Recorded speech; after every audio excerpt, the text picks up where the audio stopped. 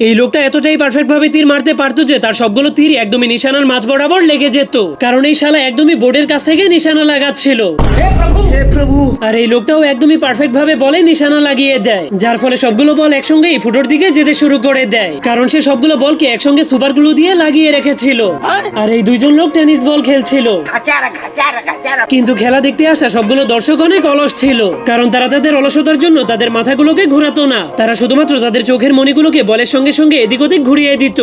আর এটা হলো দুনিয়ার সব থেকে বড় বরফের পাহাড়, এই জন্য যারা সেখানে স্কেটিং করতে আসতো তারা প্রচন্ড ভয়ে থরথর করে কাঁপতে শুরু করে দিত। কিন্তু তখনই সে 1 সেকেন্ডের মধ্যেই নিচে নেমে আসে, কারণ সেই পাহাড়টা ছিল একটা নকল পাহাড়ের পেইন্টিং। আর এই সবগুলো লোক যখনই রেসিং করার জন্য দৌড়াতে শুরু করে তখন তারা সবাই একসঙ্গেই দৌড়াতে শুরু করে দেয়, কারণ তারা সবাই একই কোম্পানির ভিটামিন খেয়েছিল। আর এই মেয়েগুলো সাঁতারের রেস করতে শুরু করে, কিন্তু তখন হাজার হাজার মানুষের ভিতর থেকে একটা জলপরি সেই রেসটাকে